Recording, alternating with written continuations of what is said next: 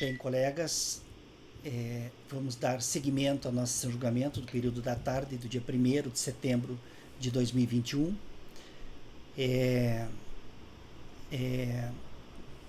Ao que tudo indica, essa gravação agora, essa sessão, essa segunda parte da sessão da tarde não vai ser transmitida ao vivo, por conta de problema lá no CARF com a internet, mas nós estamos gravando aqui essa segunda metade da sessão e ela vai ser disponibilizada na internet para quem quiser assistir, ok? Então tá, voltando do nosso intervalo, vamos dar seguimento à sessão de julgamento do período da tarde pelo item 20 da pauta da contribuinte Vox Opinião, Pesquisa e Projetos Limitada. Vox Opinião, Pesquisa e Projetos Limitada são embargos do titular da unidade da Receita Federal. Esse processo de relatoria da conselheira Ana. Item 20, Ana, pode iniciar a leitura do voto, então. Não tem sustentação oral, então pode ir direto, relatório e voto, ou ir direto para o voto, se achar melhor. Pode começar. Esse processo aqui, ele é um despacho que foi encaminhado pela Delegacia da Receita Federal, que o presidente recebeu como os embargos, e a gente está analisando aqui em razão de um erro material. Quando a gente julgou esse processo da Vox, eles eram 4 processos juntos, e a gente entendeu por converter o julgamento de diligência para a unidade de origem confirmar se os débitos estavam incluídos no parcelamento. E na hora de escrever o número desse auto de infração, que estava nesse processo, que é o final 2953, eu escrevi o número errado. Até no voto original, antes da gente converter ele em diligência, o número estava todo certo. Então, eu estou acolhendo os embargos de declaração, sem efeitos modificativos, só para assinar o vício apontado no acórdão, e para restar consignado que o número do auto de infração aqui que a gente está julgando é o 37190740, dígito 0.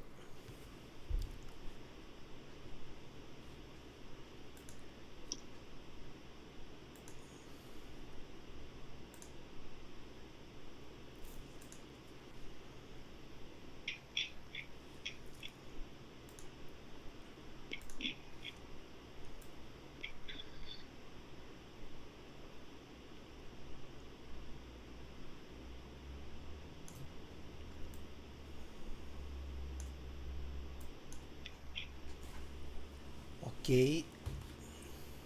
Você está sem áudio, Dani? Ok. Ok, Ana. Colegas, a conselheira relatora, então, está acolhendo os embargos sem efeitos infringentes para sanar um erro material ali com relação ao número do debicad, né, do lançamento, da auto-infração. E sem efeitos infringentes, porque está mantendo a decisão. Inclusive, a decisão do acordo embargado era não conhecer do recurso por desistência, né, Ana, do contencioso administrativo, tendo em vista a inclusão do débito discutido no presente processo em parcelamento. E esse debicad correto que você está colocando aqui, ele está, inclusive, incluído no parcelamento também, né? Então, não vai ter alteração nenhuma. Então, tá. Então, colegas, acolhimento dos embargos, sem efeitos infringentes, só para corrigir o erro material. Sendo consignado no acordo, então, o debicad correto, que é o final 7470, e informando também que se trata de contribuições destinadas a terceiros. Francisco, como você vota? Eu acompanho a relatora. Gregório? Acompanho. Márcio? Acompanha, né? Renata? Acompanho. Rafael? Acompanho. Eu também acompanho. Então, para o item 20 da pauta, ficará assim o resultado. Item 20. Item 20, embargos do titular lá da Receita Federal, do titular da Unidade de Origem da Receita Federal. O interessado é Vox Opinião, Pesquisa e Projetos Limitada. Acordam os membros do colegiado, por unanimidade de votos, em acolher os embargos de declaração sem efeitos infringentes. Eu vou colocar infringentes aqui no... Eu acompanho, viu, presidente? Ai, meu Deus do céu, que feio. Eu não te perguntei, né, Marcelo? Ai, meu Deus do céu. I'm sorry. Não, tá. Marcelo, você acompanha então, né? Desculpa. Então, tá. Então, ó, item 20. Ficou assim o resultado. Acordam os membros do colegiado, por unanimidade de votos, em acolher os embargos de declaração. Eu vou colocar assim, acolher os embargos. Acolher os embargos, tirar a declaração. Acolher os embargos, sem efeitos infringentes, para sanar o vício apontado no acordo número tal, de modo a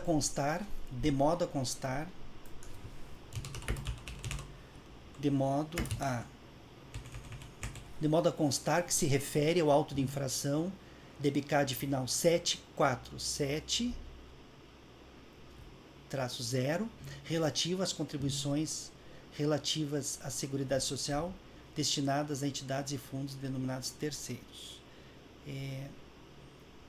Só um minutinho.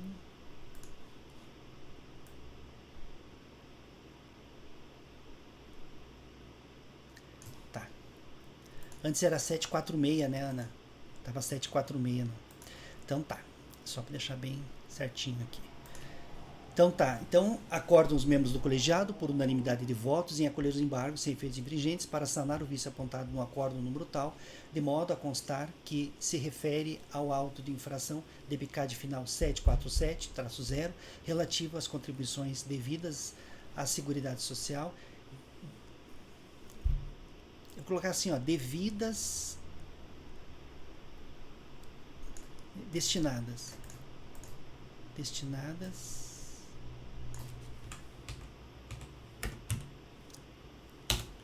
a entidades e fundos denominados terceiros, tá?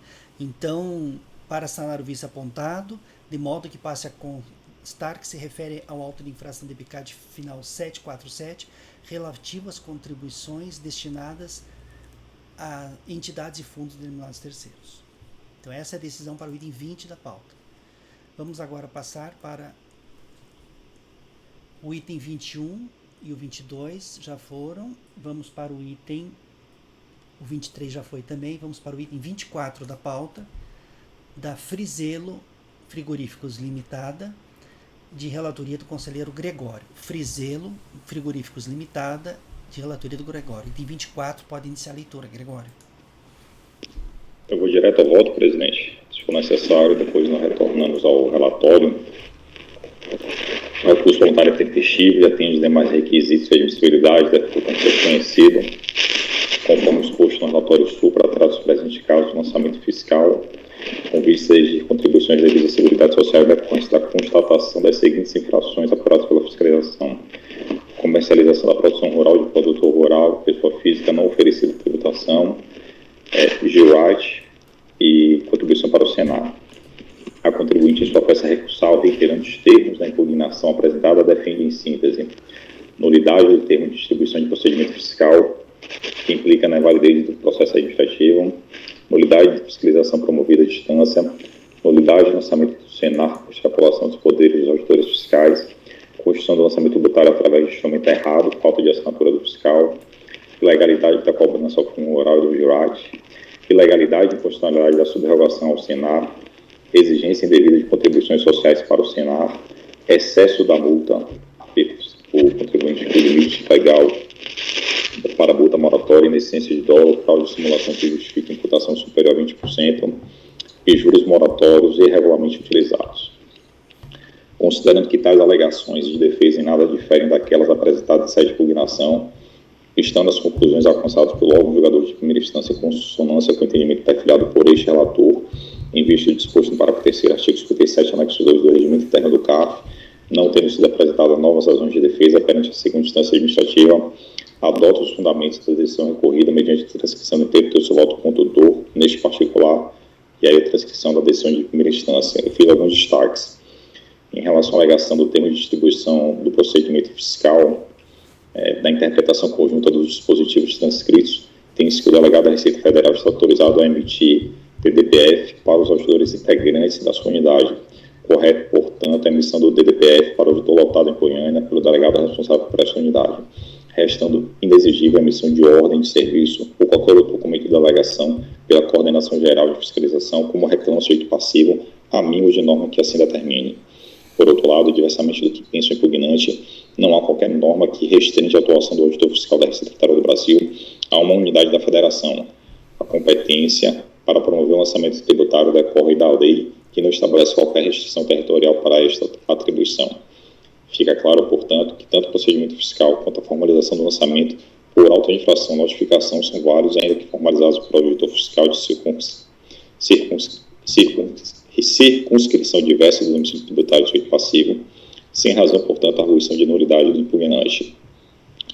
Da fiscalização promovida à distância, ao contrário do que pretende a impugnação, os dispositivos mencionados permitem a lavratura da auto-infração onde quer que seja constatada a ocorrência da falta, isto é, no local onde for apurada a ocorrência da infração tributária, podendo ser inclusive na repartição fiscal, como se deu na espécie.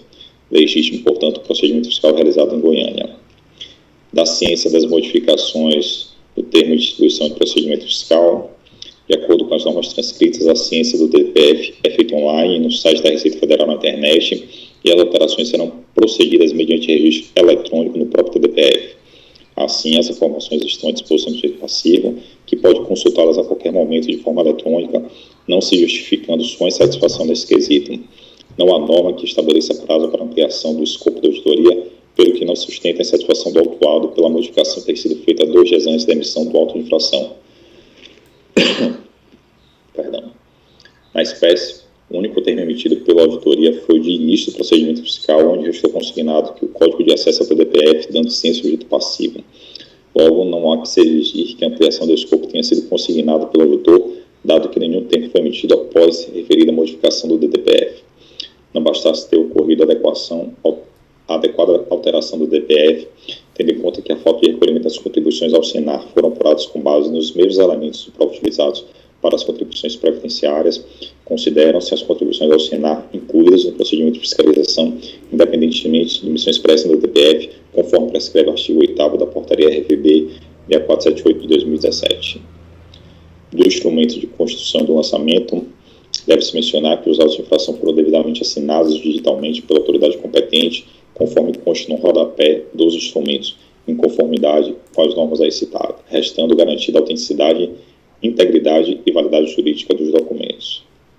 Em relação às alegações de constitucionalidade, o julgador de primeira instância trouxe aqui o dispositivo do artigo 26A do decreto 7235, no mesmo sentido do enunciado de súmula CAF 2.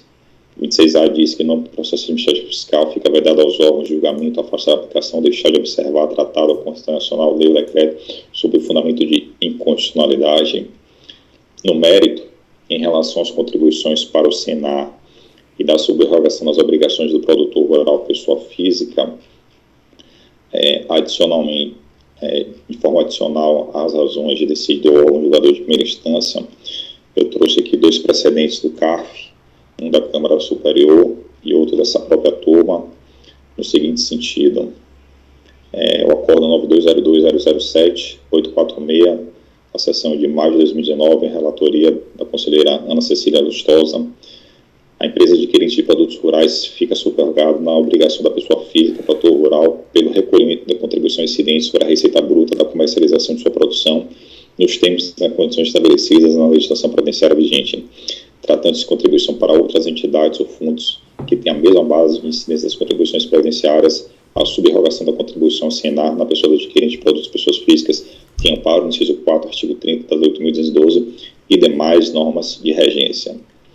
E o precedente dessa turma, o Acordo 2402009881, a sessão de maio de 2021, relatoria da conselheira Renata Torati Cassini, nos seguintes termos: a contribuição do empregador rural pessoa física e da do segurado especial destinada ao Senar incide sobre a receita bruta proveniente da comercialização de produção, conforme artigo 6º da Lei 9528/97, na redação da Lei 10.256 de 2001, e não cabe à autoridade administrativa declarar a inconstitucionalidade de lei correspondente à rubrica SAD-RAD para o financiamento dos benefícios concedidos em razão do grau de incidência e capacidade laborativa decorrente dos exercícios fundamentais de trabalho sobre os valores da comercialização de produção rural referente às operações de aquisição de produtores rurais, pessoas físicas, justamente o caso e análise. No que diz respeito à multa de ofício, aplicada como o presente processo trata de auto de infração e não de uma intimação para pagamento ou lançamento do débito confessado, é evidente que a cobrança e análise recai sobre parcela da remuneração não declarada em GFIP, portanto, sujeita à multa de ofício. Quanto aos argumentos de efeito confiscatório, aqui eu trago o enunciado de súmula CARF, já mencionado, e no tocante aos juros de mora, calculado com base na taxa Selic, é pacífica a sua incidência sobre o crédito tributário não integralmente pago no vencimento, fez que decorre de norma cogente, consubstancial no artigo 61 do CTN, assim trata-se de matéria já simulada no âmbito desse egrégio Conselho, a teor dos enunciados número 4 e 5, ambos súmula CARF, abaixo transcritos. Então, ante o exposto, voto no sentido de negar provimento ao recurso voluntário. Como eu voto, presidente. Ok, Gregório. Colegas, em relação ao item 24 da pauta, o conselheiro relator está votando no sentido de negar provimento ao recurso voluntário. Alguém gostaria de comentar o voto do relator ou processo? Não? Francisco, como você vota? Acompanho o relator. Ok. Márcio? Relator. Renata? Acompanho. Rafael? Relator. Marcelo? Relator. Ana? Relator. Eu também acompanho o relator. Então, para o item 24 da pauta,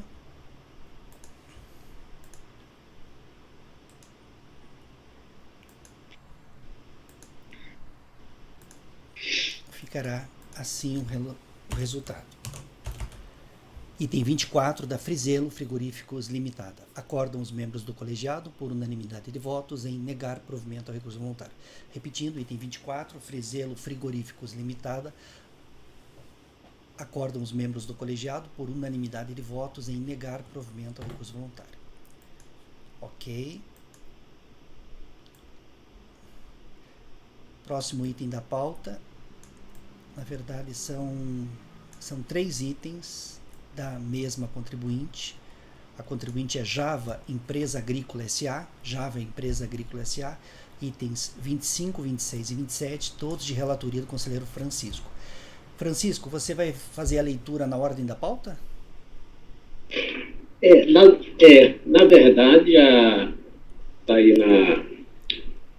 na minuta, na frente do nome da minuta, do título. Desculpa, lá na minuta, deixa eu ver lá na pasta tela. Você normalmente coloca, né, a ordem que você vai fazer a leitura, né? Deixa eu ver lá.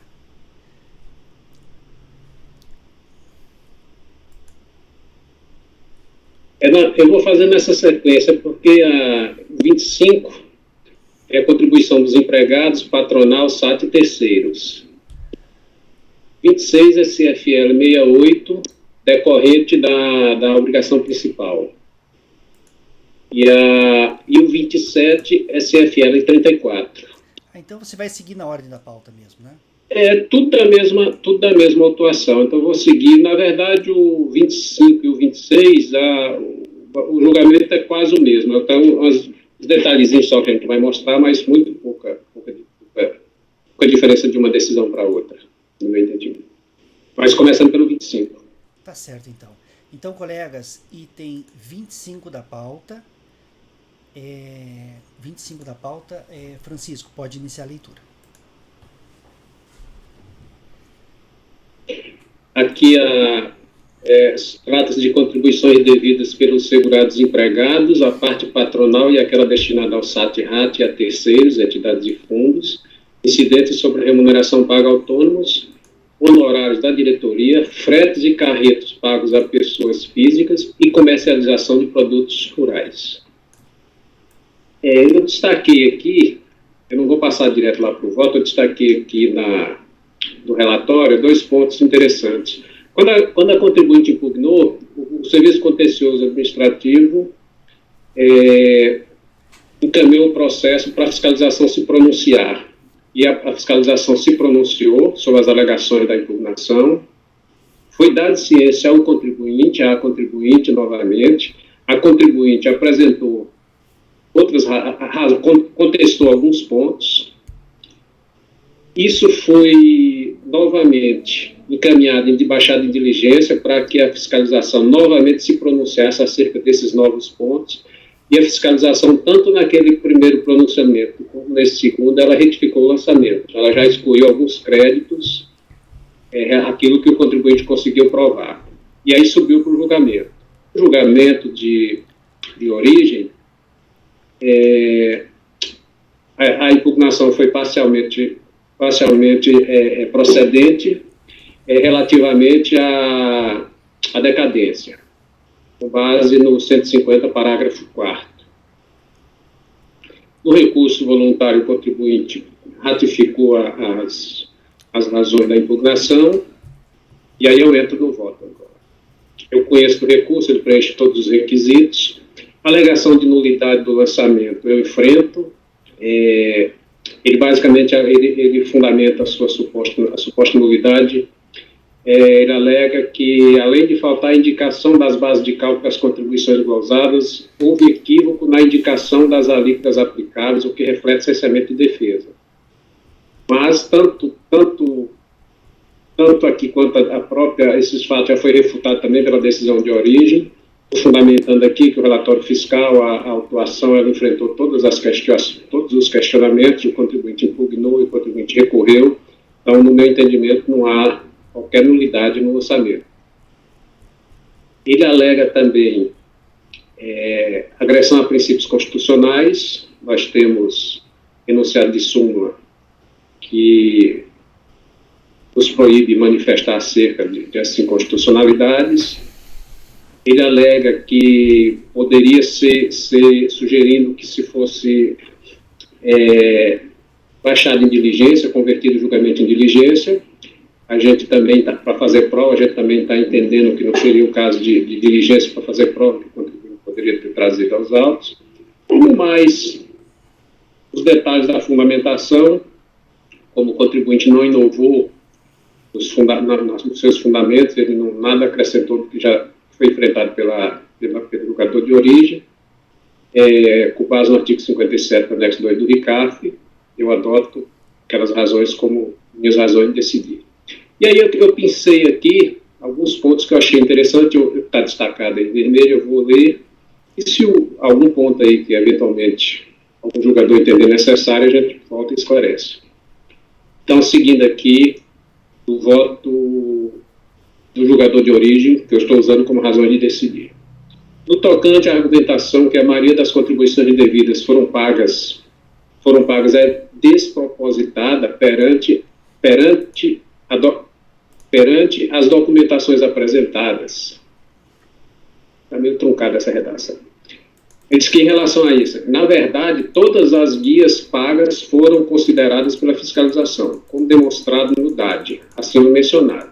Somente foram lançadas as diferenças entre os valores apurados como contribuições devidas e os recolhimentos efetuados pela notificada.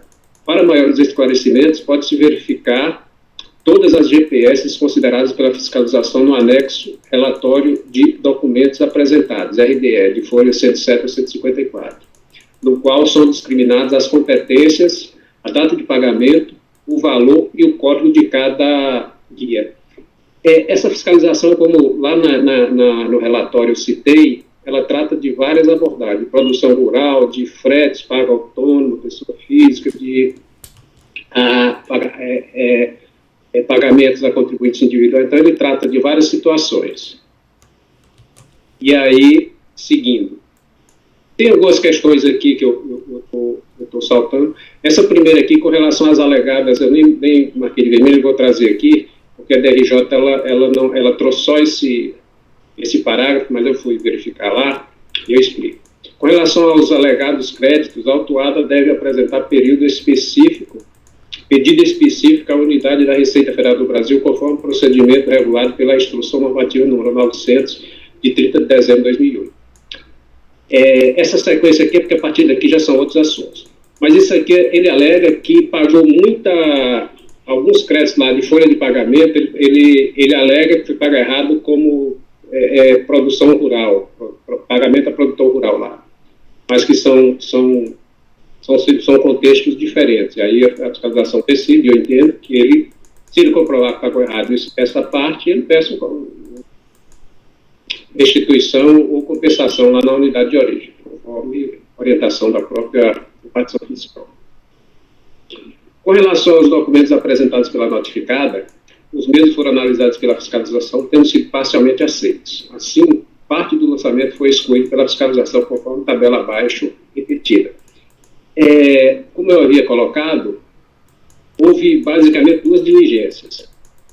Houve uma revisão do lançamento, a partir da impugnação, houve uma revisão do lançamento, foi excluída uma parcela do crédito, foi dado ciência ao contribuinte, ele fez novas, ele contestou aquilo que o remanescente, foi baixada a diligência novamente, a fiscalização se manifestou em relação àquilo que veio na segunda contestação do contribuinte, e ali também foram afastados alguns créditos. Então, isso só depois da autuação foi revisto 2 vezes pela fiscalização. Aí o julgador traz aqui na sequência, ele entende, caracterizada a decadência do período das competências 996 a 9/2001, com base no parágrafo 4º do artigo 150 do CTE. E aí ele segue. Assim, em decorrência das retificações e do período decadente acima mencionado, o crédito deve ser parcialmente exonerado conforme DADR e anexo, permanecendo o valor principal, de R$ 113.246,66, mais juros e multa. Aí ele faz uma consideração sobre a MP 449, de aplicação na extinção do crédito. E aí, concluindo, com base nesses fundamentos da decisão de origem e naqueles em relação às preliminares, que foram refutados lá inicialmente, eu rejeito as preliminares e, no mérito, eu nego o provimento ao recurso. Como voto?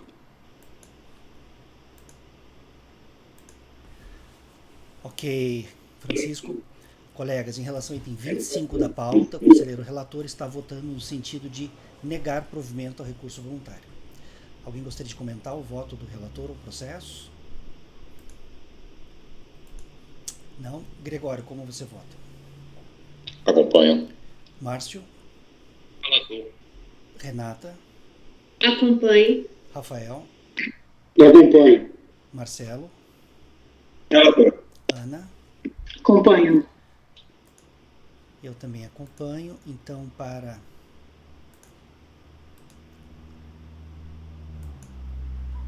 o item 25 da pauta, ficará assim o resultado.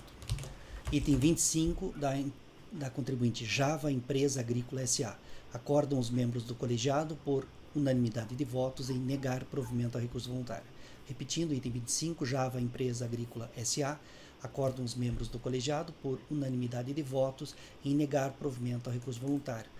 Você adiantou, né, Francisco, o item 26 é multa da GFIP decorrente desse que a gente acabou de julgar, né? As razões e os fundamentos dos votos são basicamente os mesmos, porque ele contesta basicamente o que foi contestado lá.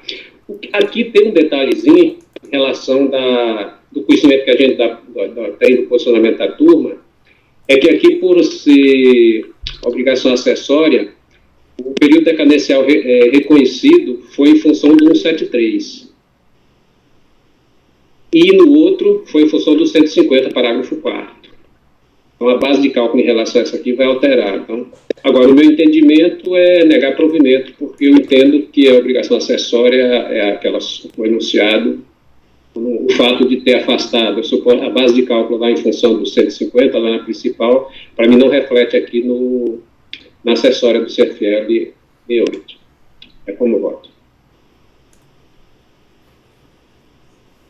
Vocês entenderam direitinho?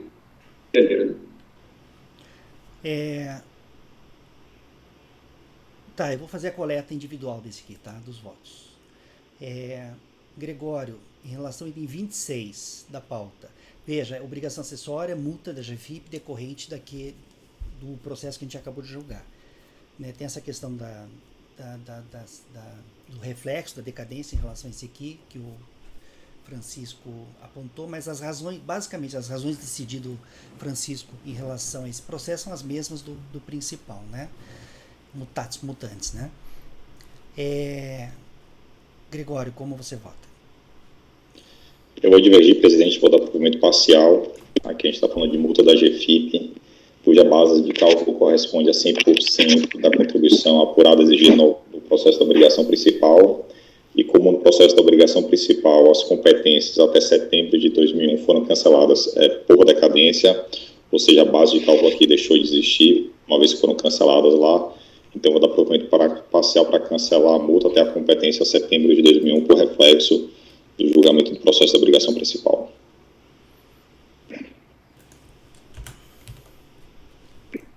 Só um pouquinho.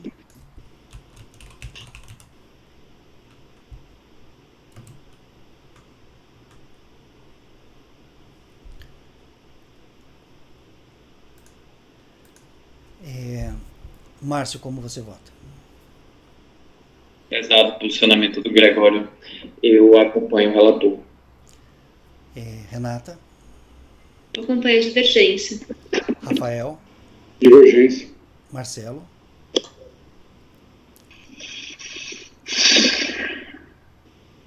Divergência. Ana? Divergência. Eu acompanho o relator. Só um instantinho.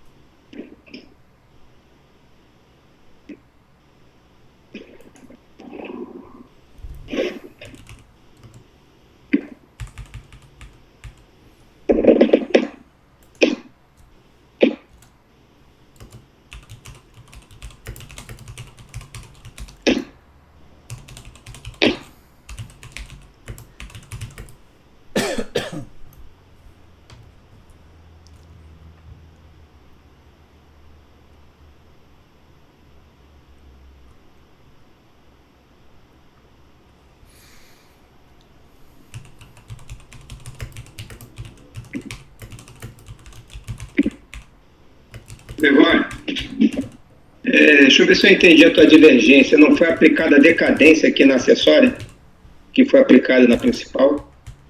Não, eu não estou julgando a decadência aqui. Eu estou aplicando o reflexo do que foi julgado no processo da obrigação principal. Aqui a multa é multa de GFIP. A base de cálculo da multa é 100% da contribuição exigida e apurada no processo da obrigação principal. No processo da obrigação principal, essa contribuição foi extinta.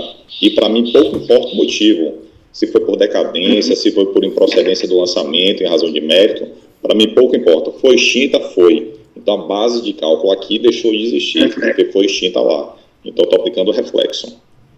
Mas, Francisco, nesse processo não teve esse ajuste não, nesse acessório? Porque eu estou vendo que foi dado provimento parcial na obrigação acessória. Não, aqui na obrigação acessória, desculpa, Francisco, entrar na sua frente, mas é porque eu estou aberto aqui, na obrigação acessória, a DRJ já reconheceu a decadência corretamente pelo 1731, porque para a obrigação acessória, a regra dessa decadência é 1731. Então, ela reconheceu a decadência até novembro de 2000. Eu estou cancelando de dezembro de 2000 a setembro de 2001 por reflexo do que foi decidido no processo da obrigação principal. Tá ok, é que eu não estou conseguindo abrir aqui o e-processo. Acho que não é só o site do CARF que está... não é só a transmissão, não. O site do CARF está com problema, não consigo abrir e-mail. Aí, tá, esclareceu. Continuo acompanhando a divergência, então. Era o que eu pensava. É até setembro, Gregório? Tá mudo, presidente. Não vi que estava mudo. É até setembro, Gregório? Isso, até setembro. Inclusive, né? Inclusive.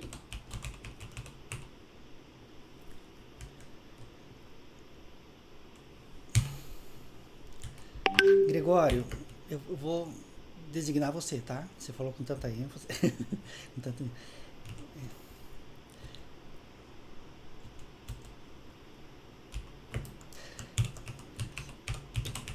Em tese, isso nem deveria ser necessário, né, a gente fazer. Deveria ser algo que fosse feito pela própria Receita automaticamente, né? Porque se for reconhecida a decadência, isso no cálculo da multa que é acessória, deveria ser algo que automaticamente fosse feito. Mas consta que não é assim que funciona, né? Então a gente acaba fazendo aqui. Porque a lei determina que a multa é 100% do tributo. Se o tributo ao final reconhecido foi esse, deveria ser feito lá na hora do fechamento da coisa. Como não é, a gente faz aqui. Eu entendo, Renata. Consta que não é, né? Eu entendo, Renata, que isso que você falou se aplica bem na multa de 75%. Ela está intrinsecamente, umbilicalmente ligada ao principal. Sem o principal não tem multa de 75%. Agora aqui é obrigação acessória, totalmente desvinculada. O fato de desaparecer o valor do principal por conta de decadência, o valor de referência não desaparece para fins de aplicação da multa. É uma multa por descobrimento de obrigação acessória. Mantém o valor. Não é que nem a multa é 75%, ela está atrelada a uma base de cálculo. Se a base de cálculo existe, a multa 75% existe. Mas aqui é uma obrigação acessória totalmente desvinculada. Né? Totalmente não, no caso da GFIP, porque se for reconhecido que aquela base de cálculo não deveria estar na GFIP, aí claro, não vai ter a multa da GFIP, né? Quando ela é cancelada por decadência e a acessória não está decadente, não tem como ser cancelada. Eu não vejo reflexo assim. E esse é o entendimento da Receita, né? Por isso que as turmas fazem nos julgamentos e não é feito na Receita, porque a Receita não entende assim. Como eu, né? Entende que a decadência com base no 150, pelo fato de não ter base de cálculo, não afeta lá a obrigação acessória. Mas então tá, vamos lá. Item 26 da pauta. Inclusive, eu vou fazer declaração de voto.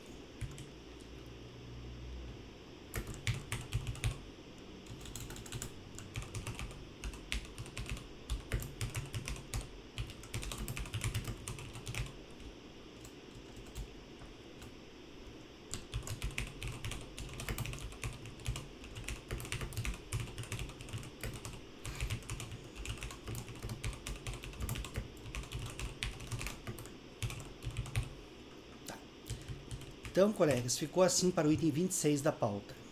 Item 26 da contribuinte Java Empresa Agrícola S.A. Acordam os membros do colegiado, por maioria de votos, em dar provimento ao recurso voluntário. É dar provimento, né, Gregório, nesse caso? Né? Em dar provimento ao recurso voluntário. Provimento parcial, né? Isso. Parcial. Dar provimento parcial ao recurso voluntário. Eu tinha colocado o parcial lá no final, para trazer para frente. Em dar provimento parcial ao recurso voluntário para excluir da base de cálculo da multa aplicada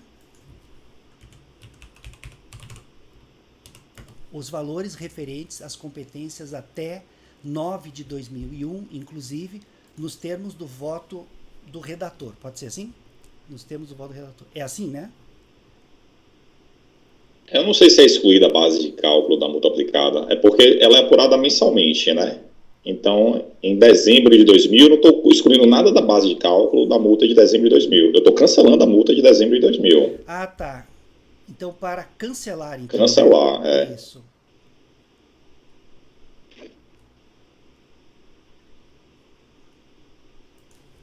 Tá.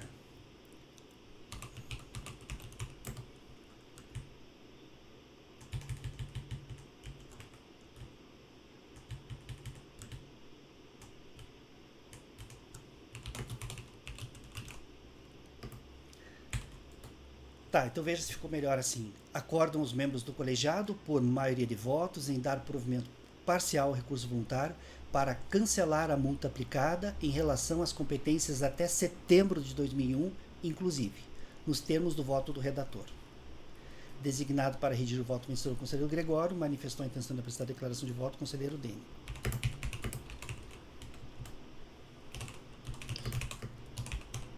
Vencidos. Isso. Faltou colocar os vencidos. Nós temos o voto do relator. Vencidos.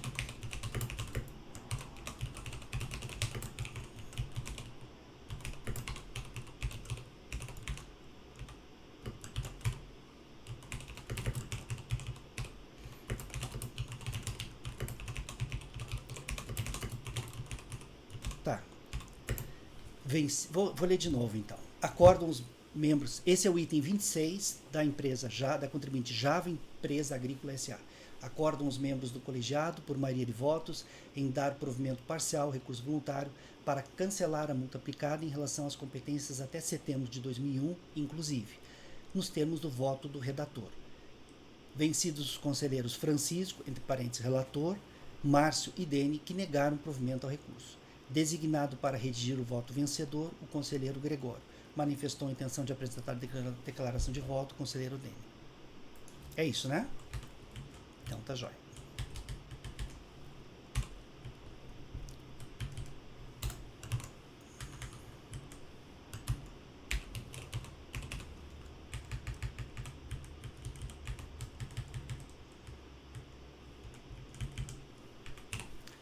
Perfeito. Esse foi o item 26. Vamos agora para o item 27 da pauta. Item 27, também de relatoria do Francisco e também da contribuinte Java Empresa Agrícola S.A. Item 27 é obrigação acessória, esse aqui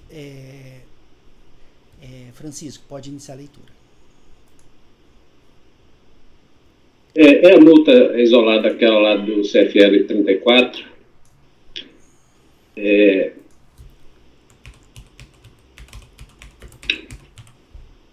A obrigação acessória discriminar mensalmente em títulos próprios de sua contabilidade o montante das contribuições devidas, CPL 34. Aqui no relatório eu destaquei um ponto aqui que eu achei interessante da autuação, porque ele por si só já esclarece. A autuação, veja aqui as irregularidades apontadas. Não lançou em título próprio, de forma discriminada, os fretes pagos a pessoas físicas, contabilizados na conta número tal fretes de carretos, e, número tal, despesas com fretes e carretos. Na mesma conta, o contribuinte lançou fretes pagos a transportadores, pessoas jurídicas e física, enquanto os fretes pagos a pessoas físicas deveriam ter sido lançados em contas segregadas. B. O mesmo ocorreu com os montantes das contribuições previdenciárias sobre remunerações pagas a trabalhadores empregados, contribuintes individuais, comercializações de produtos rurais e fretes pagos a pessoas físicas.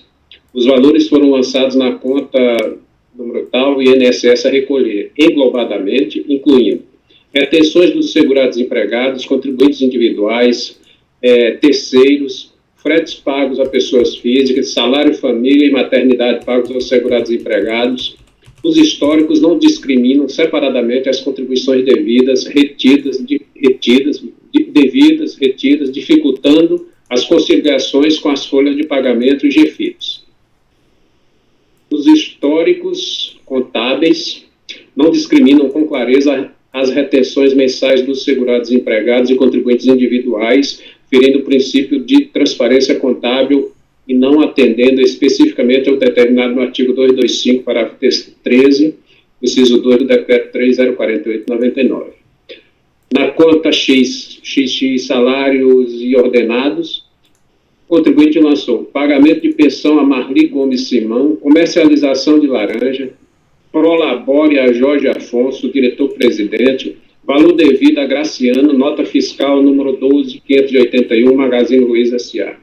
Ou seja, que ele discrimina que a contabilização não seguiu as regras estabelecidas na legislação. O contribuinte questiona que todos os fatos estavam contabilizados e que não caberia a fiscalização questionar o plano de conta da empresa. O julgador de origem manteve o julgamento, manteve o crédito constituído, entendeu o procedente do lançamento. O contribuinte basicamente ratificou as suas alegações, impugnação, e aí ali ele trouxe aquelas mesmas questões que a gente já viu nos outros, nulidades do auto-infração, justamente ele alegando que por falta de discriminação de todos os elementos do lançamento, que reflete cessamento de defesa. Ela alega um cessamento de defesa aqui, basicamente o que ele alegou nos outros. Eu, igualmente, lá no julgamento do outro processo principal, estou fundamentando que a auto-infração, o relatório, ele discriminou detalhadamente o que foi feito, as infrações, o enquadramento, tudo que foi decidido a partir da análise fiscal.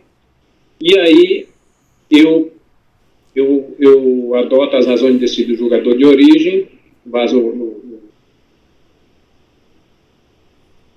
artigo 57 do anexo 2 do RICAF, e aí eu trago a fundamentação, aí isso aqui é uma transcrição, destaquei alguns pontos aqui, eu vou ler aqui. Conforme a informação do relatório fiscal da infração folha 20, a autuação deixou de lançar em sua contabilidade de forma discriminada as contribuições e retenções previdenciárias. A gente já leu isso lá para fundamentar, eu já li lá na relatório para facilitar aqui o voto, porque basicamente são os mesmos fundamentos. Quanto à alegação da autuada que todas as ocorrências em questão são facilmente identificáveis pela análise do plano de contas e livre razão da contribuinte, a mesma não procede. Isso porque a escrituração contábil deve ser efetuada de forma a possibilitar a fiscalização, a identificação dos fatos geradores de contribuições previdenciárias por intermédio dos títulos das contas, sem que haja a necessidade de pesquisa em históricos contábeis. E aí ele fundamenta justamente aquilo que a gente está provado, que a escrituração não seguiu as regras próprias determinadas na legislação, e aí eu concluo rejeitando a preliminar e no mérito negando provimento ao recurso. Ok, Francisco. Colegas, em relação ao item 27 da pauta, o conselheiro relator está votando no sentido de negar provimento ao recurso voluntário. Vamos aos votos, então. Gregório, como você vota? Acompanho. Márcio? Apoio. Renata? Acompanho. Rafael? Acompanho. Marcelo? Ator. Ana? Acompanho. Eu também acompanho. Então, para o item 27 da pauta, ficará assim o resultado. Item 27 da contribuinte Java Empresa Agrícola S.A. Acordam os membros do colegiado por unanimidade de votos em negar provimento ao recurso voluntário. Repetindo, item 27, Java Empresa Agrícola S.A. Acordam os membros do colegiado por unanimidade de votos em negar provimento ao recurso voluntário. Agora vamos passar ao item 28 da pauta. Na verdade, são 3 itens da mesma. Eu vou fazer o 30, tá? Eles são iguais, muito rápido. Eu mandei para vocês todos por e-mail. Tá. São os itens 28, 29 e 30, todos da Associação Pais Amigos dos Deficientes Visuais e Deficientes Auditivos de Cornélio Procópio, isso, né? Tá sempre. Isso. Então tá. Você vai fazer a leitura na ordem da pauta, Renata? Eu vou fazer o 30 e 30. Fazendo um é suficiente porque eles são iguais. É uma concomitância. Ah, tá. Vou começar pelo 30, tá. Vai fazer o 30, aliás. Então, colegas, item 30 da pauta, pode iniciar a leitura, Renata. Eu vou direto para o voto, se vocês acharem necessário, mas a gente leu alguma coisa do relatório. Posso começar? Pode sim. Claro? Tá. O recurso é tempestivo, mas não deve ser conhecido. Conforme relatado, trata-se de auto de infração visando a constituição de crédito tributário de contribuições devidas a outras entidades e fundos no período de 1 de 2004 a 2 de 2007, sobre remunerações pagas aos segurados e empregados, constantes das folhas de pagamento e de guias de recolhimento do FGTS, informações à Previdência Social, GFIP, exigíveis e sem o correspondente recolhimento. Relata a autoridade fiscal, autuante no relatório fiscal da infração a folhas 34, que o fato gerador dessa infração é que o contribuinte pagou salários aos segurados empregados, discriminados nas folhas de pagamento, e não recolheu as contribuições devidas a outras entidades e fundos.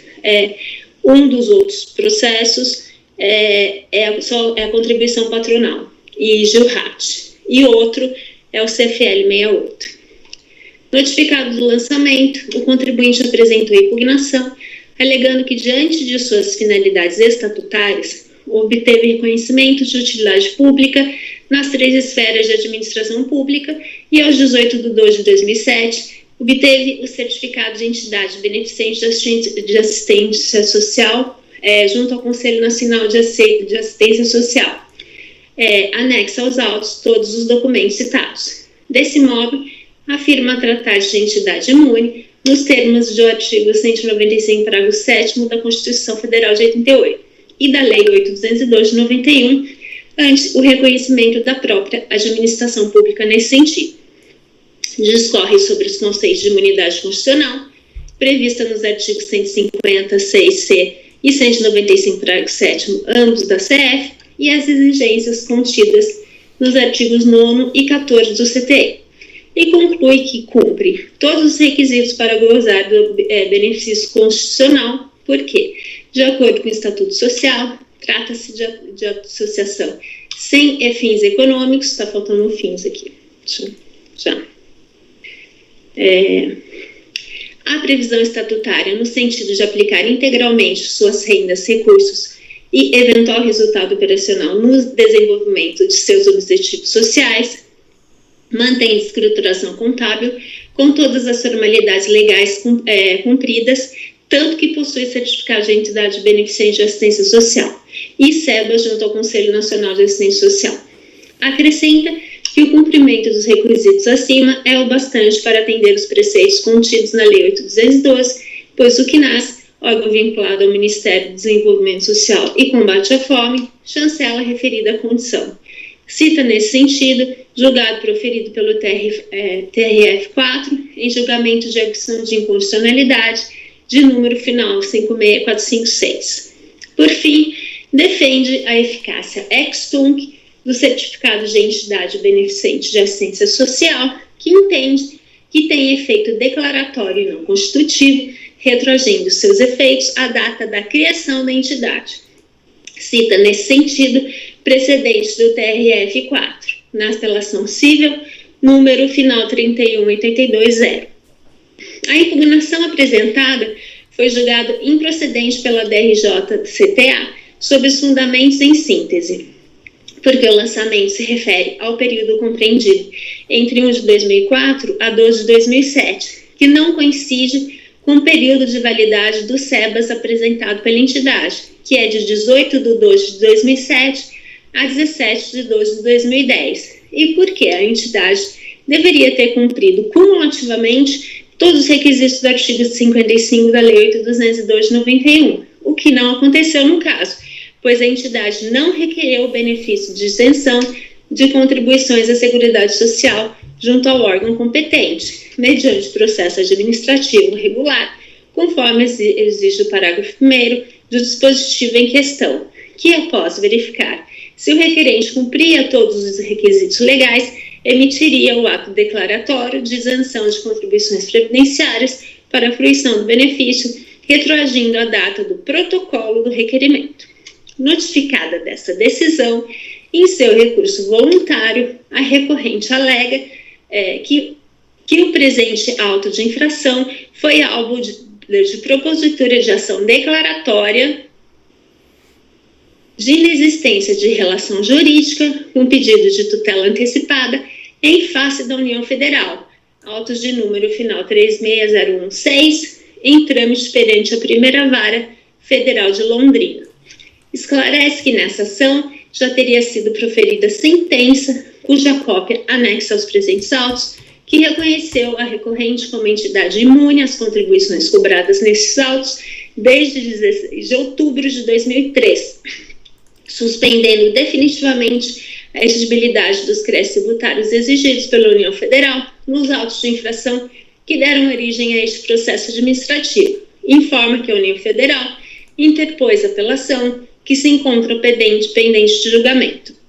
Por fim, requer o sobrestamento do presente processo administrativo até decisão final a ser proferida nos autos da mencionada ação judicial.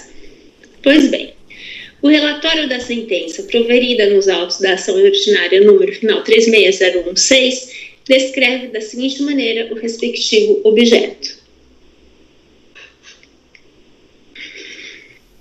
Vou ler só essa parte destacada que é o que importa para o deslinde do feito. Trata-se de ação ordinária, através da qual a autora, Associação de Pais, Amigos, Deficientes Visuais ou Deficientes Auditivos de Cornélio Procópio, pretende, em face da União Federal, a declaração de que faz jus à imunidade tributária, prevista no artigo 195, parágrafo 7º da CEF de 88, desde a data de sua constituição, 7/4 de 92. Da descrição do objeto da ação em questão, verifica-se que abrange a discussão travada nos autos deste processo administrativo fiscal. Nesse contexto, dispõe o enunciado número 1 da súmula da jurisprudência deste Conselho, que importa renúncia às instâncias administrativas, a propositura pelo sujeito passivo de ação judicial, por qualquer modalidade processual, antes ou depois do lançamento de ofício, com o mesmo objeto do processo administrativo, sendo cabível apenas a apreciação pelo órgão de julgamento administrativo de matéria distinta da constante do processo judicial, conforme se verifica do andamento da O 2008, final 3601-6, obtido no sítio do TRF4, na rede mundial de computadores. Essa ação foi distribuída aos 21/7/2008, antes da notificação do lançamento, que se deu aos 8/10/2008. Desse modo, o recurso voluntário não deve ser conhecido. Diante de todo exposto, voto por não reconhecer o recurso voluntário.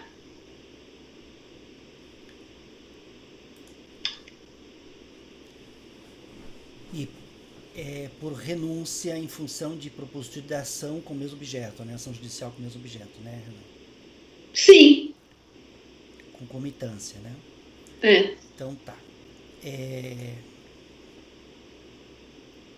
Colegas, em relação ao item 30 da pauta, inclusive a conselheira relatora já adiantou que é a mesma decisão para o 28 e 29, eu abri aqui realmente nos três concomitância, é a mesma decisão para o 28 e 29. A conselheira relatora não está conhecendo dos recursos em razão de concomitância com a ação judicial proposta pelo contribuinte com o mesmo objeto. Vamos lá. Francisco, como você vota? Eu acompanho a relatora. Gregório? Acompanho. Márcio? Acompanho. Rafael? Acompanho. Marcelo? Relatora. Ana? Acompanho. Eu vou acompanhar também a decisão. E, colegas, é a mesma decisão, né, Renata? Eu vi ali, abri seus votos. É a mesma decisão para os três processos. Então, colegas, eu vou aplicar a mesma decisão no 28 e 29. Todos estão de acordo? Ninguém diverge? É a mesma decisão, né? Os três da mesma contribuinte. Em relação aos três, a contribuinte ingressou com ação judicial. Então, para os itens 28, 29 e 30 da pauta, 28, 29 e 30 da pauta, ficará assim o resultado. Acordam os membros do colegiado, por unanimidade de votos, em não conhecer do recurso voluntário, por renúncia à instância administrativa, em razão de propositura pelo sujeito passivo de ação judicial com o mesmo objeto do processo administrativo. Tá? Não conhecimento do recurso por concomitância do processo administrativo com ação judicial. Essa é a decisão para os itens 28, 29 e 30, os três da Associação Pais e Amigos dos Deficientes Visuais e Deficientes Auditivos de Cornélio Procópio. Ok? Então, itens 28, 29 e 30. Agora, colegas, Francisco, está em suas mãos fecharmos a pauta da tarde. Olha a responsabilidade. Nós temos só mais 3 itens na pauta, mais 2, aliás, 2 itens só. Me corrijam se estiver enganado, são só esses 2 itens, né, agora para fazer, né? Né? Da AGMed Saúde S.A. AGMed Saúde S.A., itens 32 e 33. O 32 é a contribuição patronal e o 33 é a contribuição do segurado. Você vai fazer na ordem da pauta, né, Francisco? Na ordem da pauta, né? Então tá. Francisco? Estou colocando na pasta agora. Beleza, então. Daí você já pode, assim que tiver na pasta, pode começar, tá? Item 32. Se alguém puder jogar no grupo, por favor. Também agradeço.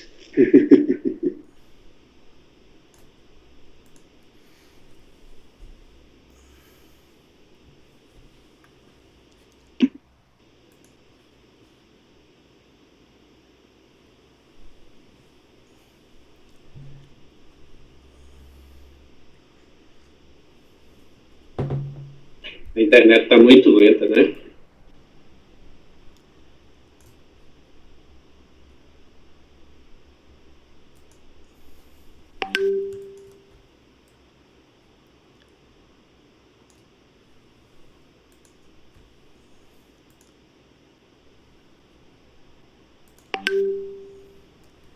Quando puder, pode começar, tá, Francisco? Ok, já estou iniciando. O item 32 daí.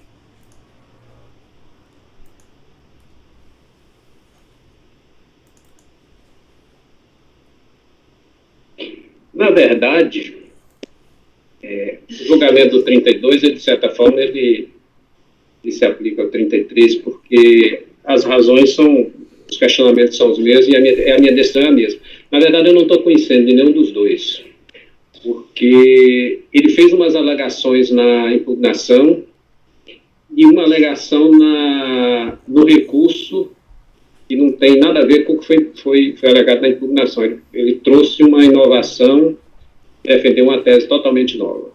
Eu vou entrar lá agora. 32.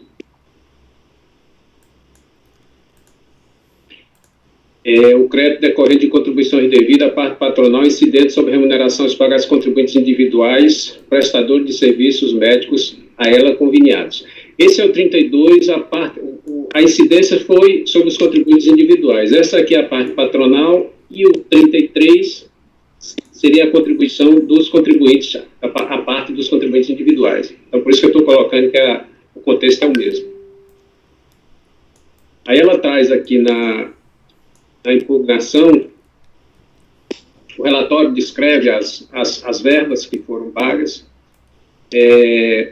a contribuinte apresenta impugnação, e aí na impugnação ela traz vários contextos, ela traz a alegação de decadência, ela defende que há excesso de composição da base de cálculo, uma vez que o auditor fiscal deixou de considerar alguns pagamentos feitos a pessoas físicas, uma rubrica reembolso, os quais o próprio auditor concordou que não são fatos geradores de contribuições previdenciárias, diz que junta com a impugnação documentos comprobatórios demonstrando pagamento efetuado pela AGMED em decorrência de reembolso. Ou seja, ela vai discriminando várias situações, vários questionamentos. Ela questiona a Selic. E aí, no fim, ela requer seja julgado totalmente procedente ao auto de infração pelos excessos cometidos pelo auditor, caso assim não se entenda que o mesmo seja revisto para se extrair da base de cálculo da contribuição previdenciária os valores referentes aos reembolsos, julgando improcedente a parte indevida, seja excluído igualmente os valores referentes ao período de janeiro de 2003 a fevereiro de 2003, posto que atingido pela decadência, seja deferida a perícia contábil, conforme prescrito no artigo 16, parte da decreto 7235, seja excluída a Selic, que é provar ou alegar por todos os meios de prova, apresentar a documentação posteriormente. O julgador de origem entendeu parcialmente procedente o questionamento da contribuinte. Aqui ele já reconheceu a inconstitucionalidade do artigo 45 da 8.212 em relação à decadência, já aplicou o CTN. No recurso voluntário,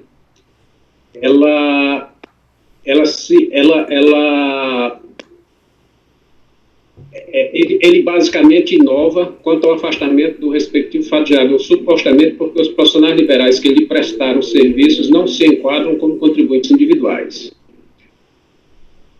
Aí eu conheço o recurso, porque ele preenche todos os requisitos, e aí entro aqui na matéria não impugnada.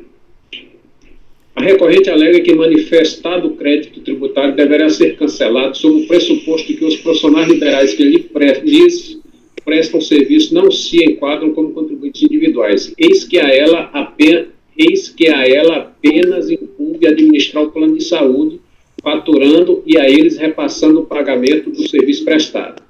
Aí eu transcrevo aqui, faço esses excertos aqui.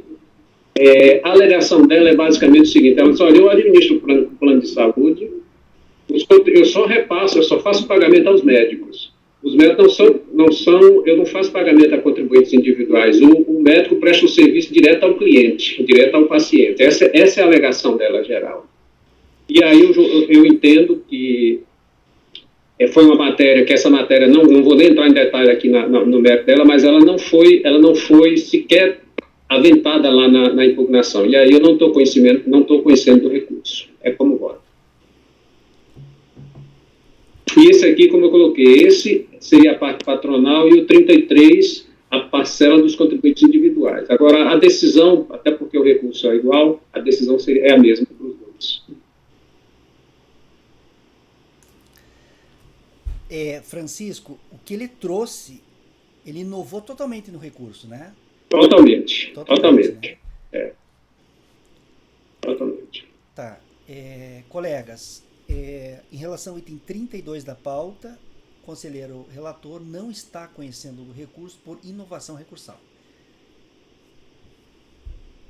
As alegações, nos termos do voto do relator, trazidas pela recorrente, não foram previamente, né, levadas ao conhecimento e apreciação do autor julgador de primeira instância. Vamos lá, então. Gregório, como você vota? Acompanho. Márcio? Renata? Acompanho. Rafael? Acompanho. Marcelo? Acompanho. Ana? Acompanho. Eu também acompanho. Então, para o item 32 da pauta, ficará assim o resultado. Acordam os membros do colegiado. Item 32 da AGMED Saúde S.A.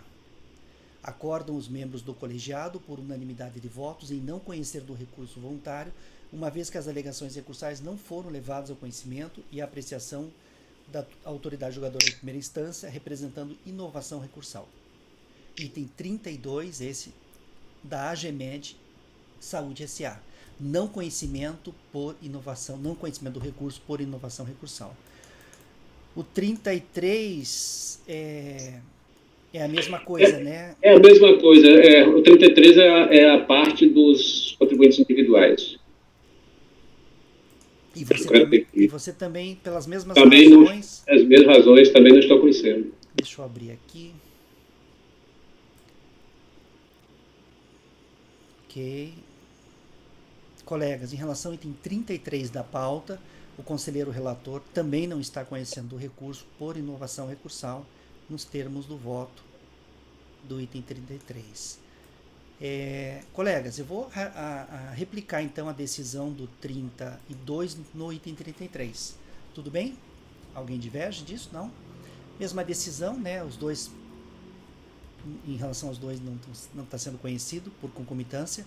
Então, para o item 33 da contribuinte AGMED Saúde S.A., também ficará assim o resultado. Acordam os membros do colegiado, por unanimidade de votos, em não conhecer do recurso voluntário, uma vez que as alegações recursais não foram levadas ao conhecimento e à apreciação da autoridade julgadora de primeira instância, representando inovação recursal. Então, para os itens 32 e 33, a turma não conheceu dos recursos em razão de inovação recursal. Os itens 32 e 33 são da AGMED Saúde S.A. Então tá, colegas, me ajudem aí. Deixei algum processo de fora? Agora à tarde? Não, né? Fizemos todos, né? Então tá. Então tá, colegas. Vamos encerrar então nosso julgamento e nós retomamos amanhã às 9 horas da manhã, ok? Rafael, pode então encerrar a gravação e eu vou encerrar a gravação aqui também.